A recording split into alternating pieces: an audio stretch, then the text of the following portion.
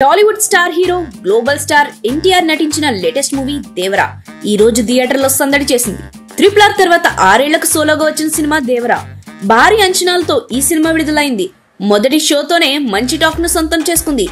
ఆచార్య లాంటి డిజాస్టర్ తర్వాత కొరటాల శివ దర్శకత్వంలో తెరకెక్కిన సినిమా కావడంతో ఈ సినిమా మీద ముందు నుంచి భారీ అంచనాలున్నాయి. దానికి తోడు Bollywood star hero Saif Ali Khan villain పాత్రలో నటిస్తూ టాలీవుడ్ లో ఎంట్రీ ఇస్తున్న సినిమా కావడంతో అసలు సినిమా ఎలా ఉండబోతుందా అని నార్త్ ఆడియన్స్ కూడా ఆసక్తిగా ఎదురు చూస్తున్నారు.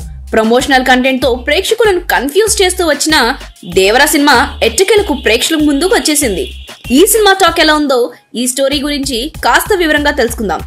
ఈ సినిమా కథ విషయానికి వస్తే ఎర్ర సముద్ర తీరాన ఓ అడవిలో ఉండే దేవరా తన స్నేహితులు బైరా అంటే సైఫ్ అలీ ఖాన్, శ్రీకాంత్ లతో కలిసి సముద్ర వేటకు వెళ్తూ జీవిస్తుంటాడు.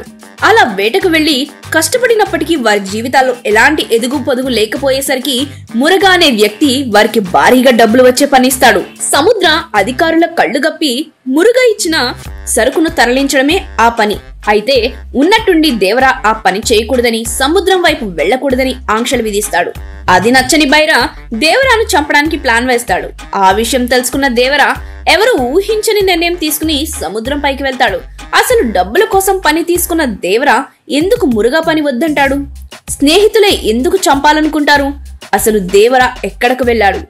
దేవరా కొడుకు వర పిరికివాడిగా ఎందుకు మారాడు అనేదే ఈ కథ.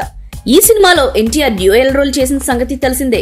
దేవరాగా వరాగా ఎన్టీఆర్ అద్భుతంగా నటించాడు. ఎవరు ఊహించని విధంగా నటించగా ఈ సినిమాలో హీరోయిన్ ఉంది అంటే ఉంది అనేలా చూపించారు. తన పాత్రకు జాన్వీ కపూర్ న్యాయం చేసినప్పటికీ ఆమెకు ఫ్యాన్స్ ఇచ్చిన హైప్ కు సినిమాలో ఆమె పాత్రకు పొంతనలేదు. సైఫ్ అలీ ఖాన్ విలక్షణ నటనతో ప్రేక్షకులను కట్టిపడేస్తాడు. ఇక శ్రీకాంత్, ప్రకాష్ రాజ్, అజయ్, మురళీ శర్మ ఎవరికి వారు తక్కువ కాకుండా వారి నట విశ్వరూపాన్ని చూపించారు. దర్శకుడిచ్చిన పాత్రలకు నటులు పూర్తిగా న్యాయం చేశారు. సినిమా మొత్తం ఒక విజువల్ వండర్ గా అనిపిస్తుందని ఎన్టీఆర్ అభిమానులు అంటున్నారు. బ్యాక్గ్రౌండ్ మ్యూజిక్, సాంగ్స్ ప్రేక్షకులను అలరించాయి. మ్యూజిక్ డైరెక్టర్ అనిరుద్ధ్ ఖాతాలో మరో హిట్ పడినట్లే.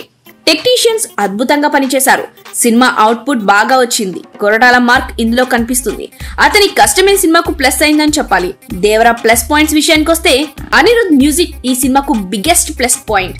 సాంగ్స్ కు వచ్చిన హైప్ కు మించి తన అసలు ఏ సినిమాలో ఇవ్వని పర్ఫార్మెన్స్ ఇచ్చాడు. ఇక రత్నవేలు సినిమాటోగ్రఫీ గురించి అయితే అసలు చెప్పాల్సిన పనే లేదు. రత్నవేలు, అనిరుద్ధ్ బ్యాక్గ్రౌండ్ మ్యూజిక్ వల్ల సినిమా ఎక్కడికో వెళ్ళిపోయింది.